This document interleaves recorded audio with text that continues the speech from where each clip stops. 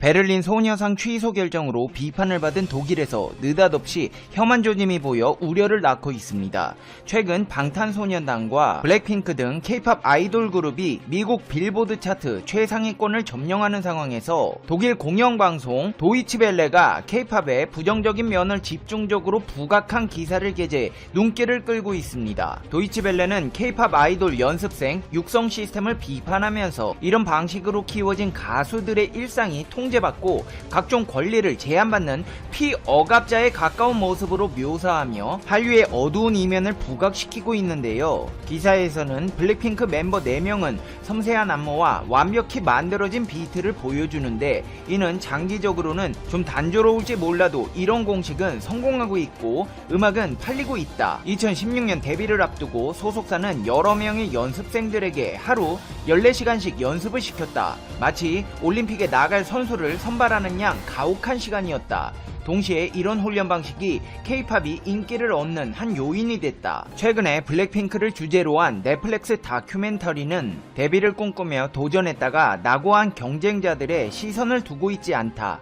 10대들이 아이돌 스타로 성공을 꿈꾸며 친구와 가족을 뒤로하고 아카데미로 몰려들지만 재능이 없다는 등의 이유로 낙오하면서 실패자라는 오명을 얻기도 한다. 다큐멘터리가 블랙핑크를 표면적으로만 다룬 것은 넷플릭스와 이들의 소속사와의 업무 관계 때문이다.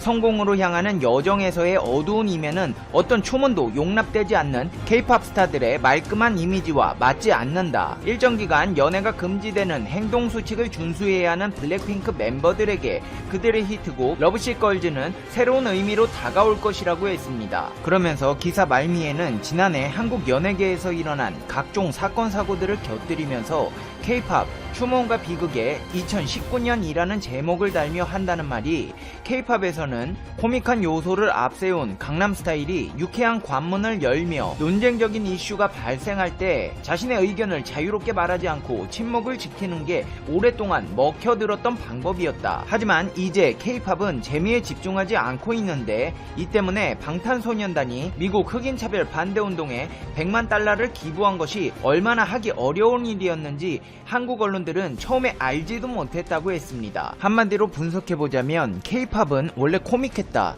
근데 이제 사회적인 문제에도 주목하고 있다. 그리고 땀 흘려 노력해 성공한 사람이 있는가 하면 실패자들도 있는데 그들에게 주목하지 않고 있다는 내용이 줄을 이루고 있습니다. 이 같은 지적에 네티즌들은 다양한 의견들을 내고 있는데요. 올림픽에서 금메달을 딴 선수가 대충대충해서 금메달 딸 수 있냐? 피나는 훈련을 통해 금메달이라는 영광을 얻는 것 같이 K-팝 가수들도 마찬가지 아닌가? 기자들 너희들도 피나는 취재 경쟁을 해야 특종 건지지 않냐? 노력 없이 얻어지는 건 아무것도 없다. 땀 흘리지 않고 이룰 수 있는 성취가 있나? 그리고 코믹하지 않다고? K-팝은 다 코믹해야 되냐? 말 같지도 않은 것들로 들추어 트집을 잡네. 차라리 니들 나라의 올림픽 출전 선수들에게 가서 비인간적인 훈련을 포기하라며 참견을 해라. 경쟁 자체가 나쁘다는 말인가? K-팝이 그 치열한 경쟁 없이 존재했을까? 열매가 큰 곳에는 경쟁이 치열하기 마련이라는 의견들이 있는가 하면 독일은 일반 고등학교 선생님이 취미로 시작해 조정으로 올림픽에 나가서 은메달 받는 나라고 말 타고 순찰하던 경찰이 승마로 올림픽 금메달을 받기도 하고 취미로 노래하다가 정식 가수로 데뷔하기도 한다. 그렇기 때문에 이렇게 치열한 경쟁을 통해 운동선수나 가수가 되는 나라의 문화를 이해하기 어려워한다. 베를린 소녀상 갖고 소동을 피우더니 한국에 호의적이던 독일 언론이 돌아선 것 아닌가? 라는 의견들이 있었습니다. 이런 독일의 부정적인 여론이 조성되고 있음에도 한류의 위상은 하루가 다르게 드높아가고 있습니다. 특히나 최근 한국콘텐츠진흥원 주관으로 열린 온라인 한류문화 페스티벌 K-콘택트 시즌2는 440만 명이 관람하는 쾌거를 거두었는데요. 이는 지난 8년간 총 24회 열린 오프라인 K-콘 방문자보다 4배 많은 수치입니다. 원래 K-콘은 세계 각국 도시에서 열렸지만 올해는 신종 코로나 바이러스 감염증 장기화에 온라인으로 대체하면서 디지털 플랫폼에 최적화한 기술로 상상 속 무대를 현실화했는데요. 공연에는 아이즈원, 마마무, 더 보이즈 등 총 27개 팀이 참여해 도심광장, 우주 등의 가상 공간을 배경으로 한 무대를 선보이며 언택트 K-팝의 신기원을 열었다는 평가를 받고 있습니다.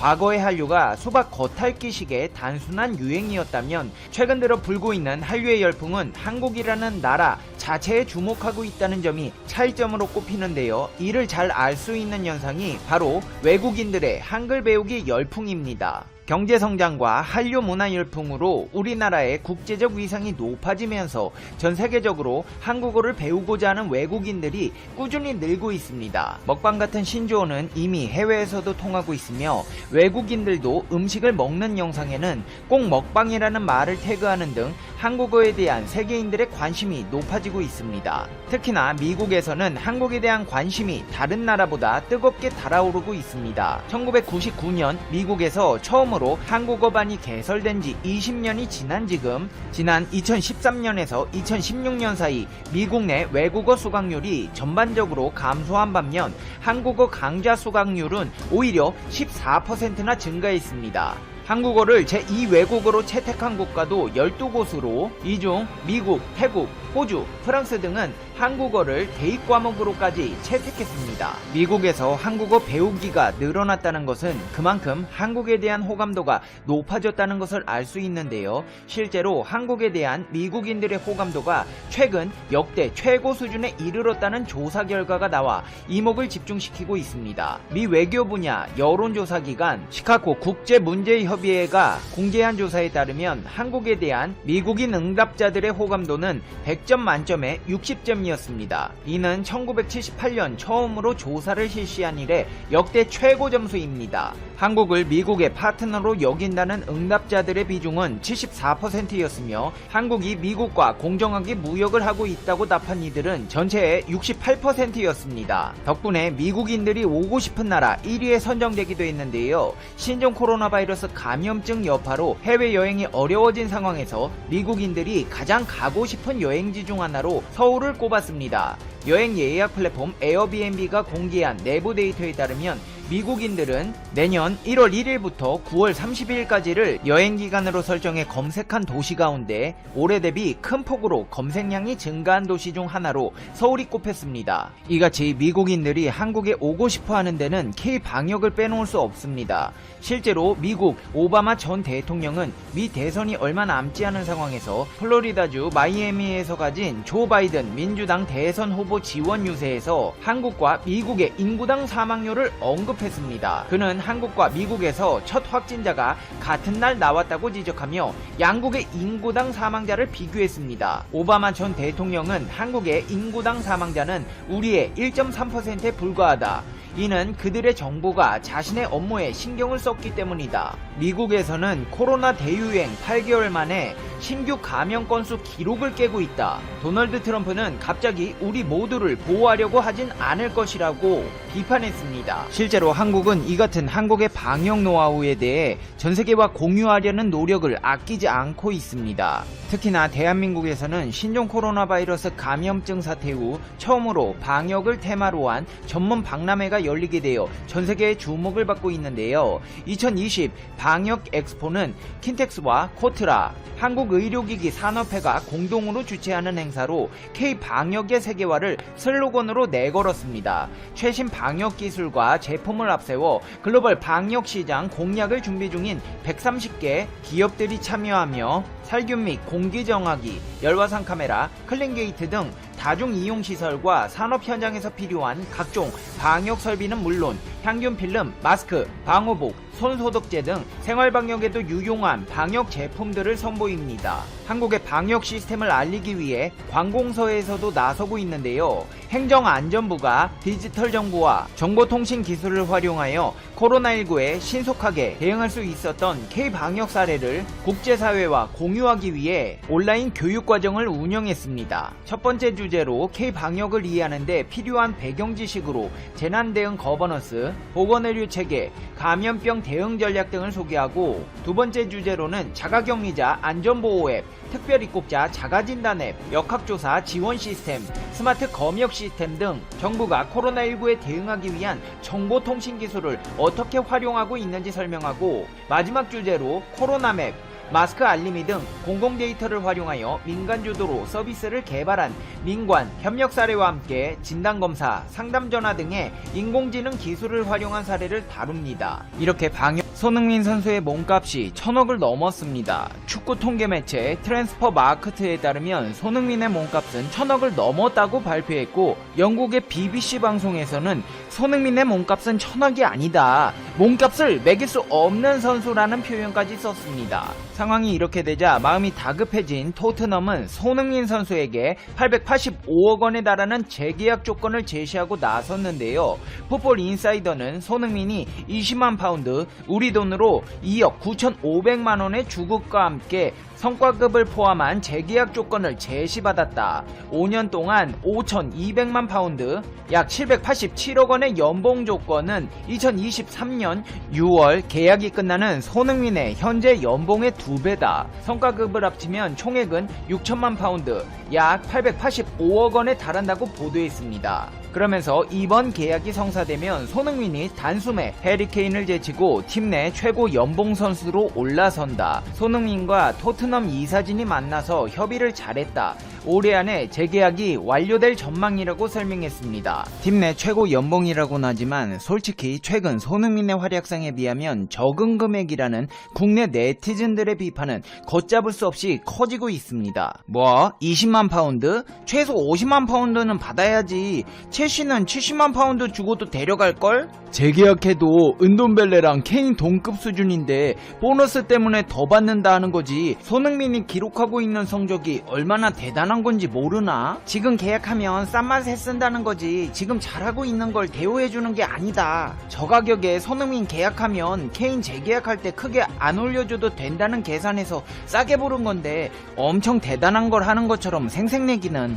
웬만해선 댓글 안 쓰는데 정신 나간 분들이시네. 그냥 싼 맛에 쓴다는 겁니다. 비싸게 팔아먹으려고요. 노예처럼요. 아, 이게 진짜 클래스는 영원하다네. 닭장 클래스 영원합니다. 야구 선수들 성과급 달성하려면 메이저리그 MVP 먹어야 됩니다. 최소 20승이고요. 성과금은 득점만 먹으라는 얘기와 진배 없습니다. 이건 사기 계약입니다. 연봉으로 따지면 대략 177억인데 지금 받는 연봉이 110억 정도 된다. 근데 세금으로 45%를 영국에 내야 하고 또 그 돈을 한국으로 들여올 땐 한국에 세금을 또 내야 한다. 그러면 차 떼고 포 떼고 반토막 이상을 세금으로 내야 한다. 흥민아, 30파운드는 넘어야 한다. 계약하지 마라.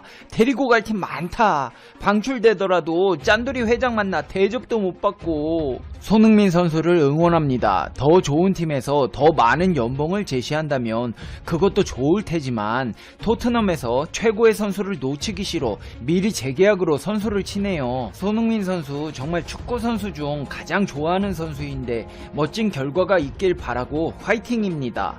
등의 반응을 보였습니다. 대체적으로 손흥민 선수가 제대로 된 가치를 평가받지 못하고 있다는 비판 의견들이 줄을 이뤘는데요. 이런 상황마저도 부러워하며 불편한 기색을 감추지 않는 국가들이 있습니다. 바로 일본과 베트남입니다. 누가 일본, 베트남 쌍으로 밉상국가 아니랄까봐 베트남 언론에서는 일본 축구 선수가 아시아 최고 선수가 될 것이라며 대대적인 홍보를 해왔습니다. 그 선수는 바로 미나미노입니다. 올 초 폭스 스포츠 베트남 판은 미나미노는 2020년 손흥민을 제치고 올해의 아시아 선수로 뽑힐 수 있는 모든 자질을 지녔다고 칭찬했습니다. 그러면서 일본 축구 대표팀은 아시아 최강 중 하나라며 미나미노가 국가대항전에서 손흥민 못지않은 주목을 받을 수 있는 조건이라고 봤습니다.